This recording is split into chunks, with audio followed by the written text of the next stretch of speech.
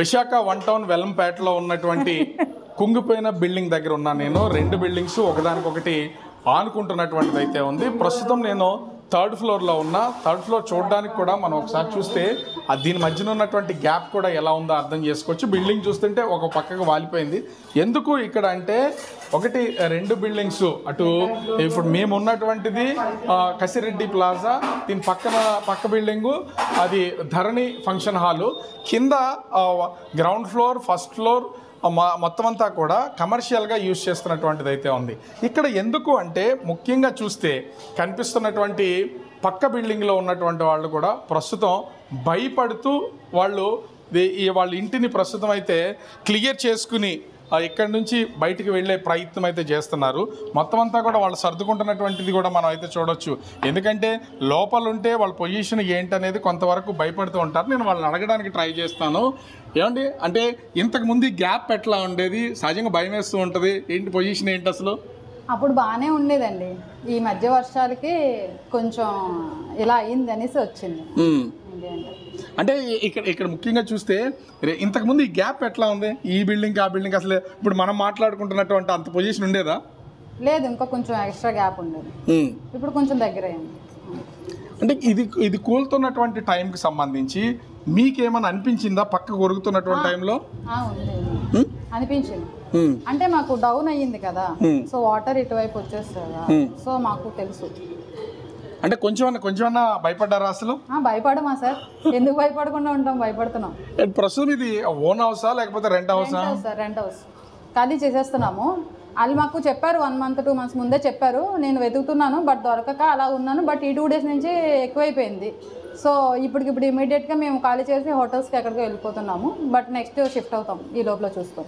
So ఇప్పుడు అన్ని కష్టాలనే చెప్పుకోవచ్చు. ఇక్కడ ఉన్నటువంటి రెంట్కుంటున్నటువంటి వాళ్ళ పొజిషన్, వాళ్ళ అభిప్రాయం చెప్తున్నారు కదా. మామూలుగా అయితే బిల్డింగ్ నిర్మాణం జరిగిన దాని ప్రకారం చూస్తే వాళ్ళు వాళ్ళ ఇంట్లో ఉన్న వాళ్ళతో కూడా డోర్ క్లోజ్ చేసినా కూడా వాళ్ళతో మాట్లాడడానికి ఇంత గ్యాప్ అయితే ఉంటుంది. కానీ రెండు బిల్డింగ్స్ దగ్గర అయిపోయినటువంటి నేపథ్యంలో ఇప్పుడు అవతల ఉన్నటువంటి వాళ్ళు ఏదో మనము చేయి చేస్తే మనకి చేతికి అంత దగ్గరికి వచ్చినటువంటి పరిస్థితి అయితే ఉంది.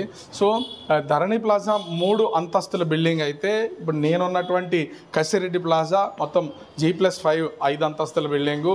మొత్తం దీన్ని నిర్మాణం చేపట్టారు. ఇళ్లల్లో ఉన్న వాళ్ళంతా కూడా ప్రస్తుతం ప్రాణభయంతో వాళ్ళు, ఎందుకంటే ఏ క్షణం ఏం జరుగుద్దో తెలియదు, ఎప్పుడు కుంగిపోద్దో అర్థం కానటువంటి పరిస్థితుల్లో లాక్ చేసేసుకుని చూస్తున్నాం కదా, తాళాలు వేసుకుని ప్రస్తుతం వస్తువులన్నింటినీ ఇంట్లో పెట్టుకుని వెళ్ళిపోయినటువంటి పరిస్థితి అయితే కనిపిస్తుంది. మరి వీళ్ళంతా ఎప్పుడు వస్తారు ఏంటనేది తెలియదు. ఎందుకంటే వస్తువులు అయితే క్లియర్ చేసుకోవాలి. ఇక్కడ మనం చూస్తున్నాం కదా, వీళ్ళు ప్రస్తుతం అయితే దీనికి సంబంధించినటువంటి ఇన్నర్ లాక్స్ అయితే చేసేసుకున్నారు. గేట్కి మాత్రం వదిలేసి ప్రస్తుతం అయితే అంటే సేఫ్ చుట్టాల ఇంటికి వెళ్ళినటువంటిది అయితే ఉంది. స్లోగా అధికారులు మరి దీనికి సంబంధించి ఏదైనా నిర్ణయం తీసుకుని ఇంటిని కూల్ చేయాల్సినటువంటి పొజిషన్ వస్తే ఖచ్చితంగా సామాన్లన్నింటినీ 1-2 రోజుల్లో తరలించుకోవడానికి చేస్తున్నారు. కానీ పైన ఉన్నాలన్నా కూడా ఒక విధమైనటువంటి భయం. భూమిలోకి కొంచెం రెండు వైపుల నుంచి కుంగుతున్నాయి. కాకపోతే రెండు ఒక సమానంగా ఉన్నటువంటి బిల్డింగ్లు కావడంతో ఒకదానికొకటి ఆనుకుంటున్నటువంటిది ఉంది. దాని ద్వారా సత్వర ప్రమాదం లేకపోయినా ఈ రెండు అయితే కోల్చాల్సినటువంటి పరిస్థితి ఉంది. మరి అధికారుల నిర్లక్ష్యం, అలసత్వం, లంచగొండితనం ఇక్కడ స్పష్టంగా కనిపిస్తుంది. ఎట్లాంటి తనిఖీలు చేయకుండా, ఎట్లాంటి అనుమతులు ఇవ్వకుండా, వాటిని పరిశీలించకుండా నిర్మాణాలు చేపట్టి అటు రాజకీయ నాయకుల సిఫార్సులు మాకు ఏం కాదనే ధీమాతో ఈ నిర్మాణాలు చేపట్టారు. ఈ 2 కొత్త బిల్డింగ్లే. కసిరెడ్డి ప్లాజా సంవత్సరం క్రితమే నిర్మాణం చేపట్టారు.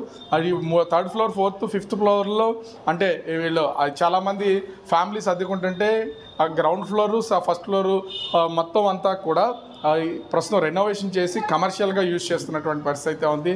మరి ఇప్పటికైనా నిద్రపోతున్నటువంటి విశాఖ టౌన్ ప్లానింగ్ అధికారులు, జీవీఎంసీ అధికారులు మేల్కొంటే ఇట్లాంటి ప్రమాదాలు జరగకుండా ఉండేది. ఇది కేవలం పక్క కొరికింది కాబట్టి సరిపోయింది. ఒకవేళ భూమి లోపల కుంగిపోయి ఉంటే ఏం జరిగేది అనే దానికి సంబంధించి ఊహించలేనటువంటి పరిస్థితి. ఒక పెను ప్రమాదమే తప్పింది అనుకోవచ్చు. ఓవరాల్గా చూస్తే 2 బిల్డింగ్లు ఒకదానికొకటి పక్కకు ఒరుగుతున్నటువంటి నేపథ్యంలో ఒక పెను ప్రమాదం తప్పింది. మరి దీనికి సంబంధించి అధికారులు ఏ విధమైనటువంటి చర్యలు చేపడతారనేది వేచి చూడాల్సినటువంటి పరిస్థితి కనిపిస్తుంది. కెమెరామెన్ అజయ్తో రాజు, బిగ్ టీవీ, విశాఖపట్నం.